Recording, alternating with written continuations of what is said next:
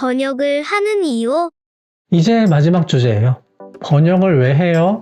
번역을 하면 뭐가 좋아요? 번역을 하면 뭐가 안 좋아요? 이런 질문도 많이 받게 되는데요. 여기에 대해서 지극히 개인적인 생각을 정리를 해봤습니다. 먼저 번역할 때 힘든 점부터 먼저 말씀을 드릴게요. 의외로 번역할 때 힘든 거는 IT 지식이나 외국어 때문이 아닙니다. 단어를 고르는 게 어렵기는 한데 찾아보는 수고나 다른 사람에게 의견을 물어본다고 이게 시간이 많이 걸릴 뿐이지 단어를 못 골랐다고 해서 막 정신적인 데미지를 입거나 그러진 않거든요. 진짜 힘든 거는 소통입니다. 해외에 질의서를 보냈는데 회신이 늦어진다거나 번역을 시작을 해야 되는데 작업용 원서 파일이 늦게 온다거나 사실 이런 건 약과고요. 편집자하고 작업 방식에 대해서 이미 조율이 다 끝났는데 상의 없이 방향을 확 틀어버린다거나 이제까지 진행 사항을 실컷 공유도 하고 리뷰도 다 끝냈는데 딴소리를 할 때는 정말 멘탈이 무너지죠. 사실 원서 파일이 늦게 오는 거는 견딜만 해요. 왜냐면은 그 전에 원고 검토할 때 받았던 파일이 있긴 하거든요. 질의서 회신이 늦는 것도 뭐 참을만 해요. 왜냐면 플랜 A랑 B를 둘 다 만들어 놓고 회신이 오는 대로 취하면 되니까요. 근데 편집 과정에서 소통이 잘못 꼬이는 경우에는 이거는 좀 회복하기가 힘들어요. 사실 번역자는 번역할 주제에 대해서 전문가일 거예요. 근데 편집자는 출판 분야의 베테랑이에요. 그래서 대부분의 경우에는 편집자가 생각하는 게 옳습니다. 다만 사전에 협의했던 일을 상의 없이 번복을 한다거나 베타리더 확인까지 끝난 거를 뒤집어 버리는 거는 이건 진짜 맥 빠지는 일이거든요. 어떻게 그런 일이 벌어지는지 궁금하실 수도 있는데 앞에서 진척 확인을 위해서 원고 공유도 하고 의견 주고받을 때 참조도 한다고 했잖아요. 이런 상황이 발생하는 거는 그 내용들을 안 봤다는 얘기예요. 명백히 변화 관리에 실패한 거고요.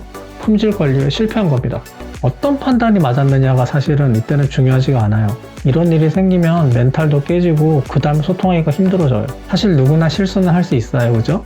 근데 그게 고쳐질 의지가 없다라고 한다면 작업한 게 아깝다고 하더라도 계약을 파기하시는 게 좋습니다. 편집자가 잘한다, 번역자가 잘한다라는 게 중요한 게 아니고요. 오히려 이게 합이 잘 맞느냐 안 맞느냐가 중요한 거예요. 그래서 각 역할자들이 시너지가 잘 날 때 좋은 책이 만들어질 확률이 높아지는 거죠. 어느 정도 경험이 좀 쌓여서 자기 색깔이 드러나기 시작하면은 주변 협업하시는 분들에게 먼저 말씀을 하세요. 나는 조금 이런 스타일이에요 라고 하는 거를 터놓고 말씀을 하시게 되면은 커뮤니케이션 할 때 장점은 장점대로 살리고 단점은 단점대로 보완할 수 있게 될 겁니다. 결국 번역이든 뭐든 사람이 하는 거잖아요. 나의 약점을 보완해 줄 수 있는 사람, 나의 강점을 잘 살릴 수 있는 사람을 발견하셨다면은 두 손 꼭 잡고 끝까지 완주를 하시길 바랍니다. 마지막으로 번역을 왜 하나요? 어떤 점이 좋아요? 라는 질문이에요. 일단 번역으로 돈을 벌기는 힘듭니다. 시급으로 치자면은 편의점 알바가 더 많이 벌어요. 이건 번역 단가가 싸다는 얘기가 아니라 일정 수준의 품질을 유지하려면 재작업 시간이 늘어난다는 얘기입니다. 그래서 번역을 하실 때는 눈에 보이는 금전적인 이익보다는 눈에 보이지 않는 가치에 의미를 두시는 게 좋습니다. 먼저 하나를 꼽으라면은 여기저기 흩어진 지식과 경험을 하나의 책을 정리하게 되면은 말로 표현하기 힘든 성취감을 느끼실 수가 있어요.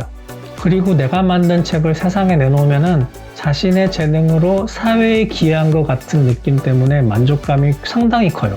혹시라도 회사 업무에 만족하지 못한다거나 무력감에 빠져 있더라도 내가 관심 있는 주제로 내가 원하는 책을 만들고 나면은 자기 효능감도 채워져요. 그것 말고는 외국어 실력 자체는 더 나빠지지 않을 정도로 유지가 돼요. 오히려 한국어 실력은 생각한 것보다 더 많이 향상돼요. 고등교육을 마친 성인이라고 하더라도 맞춤법 생각보다 많이 틀리고 띄어쓰기 제대로 못하는 경우가 많거든요. 마지막으로는 인적 네트워크가 있습니다. 이건 제가 가장 중요하게 생각하는 부분이에요. 세상에 살면서 접할 일이 정말 없을 것 같은 사람이라고 하더라도 독자나 저자나 베타리더라는 이름으로 만나게 되면은 시야가 더 넓어지고 활동폭도 커집니다. 이런 경험은 절대 돈으로 못 사요. 예전 같으면 말도 못 붙이는 사람이에요. 그런데 책을 매개로 해서 용기 내서 다가설 수가 있고 서로의 생각을 나눌 수도 있는 거죠. 이때는 번역서가 일종의 초대권이나 출입증 같은 역할을 해줘요. 심지어 번역서니까 이런 네트워크가 해외까지 뻗어가는 거죠. 이렇게 좋은 기회를 마다할 이유가 없습니다.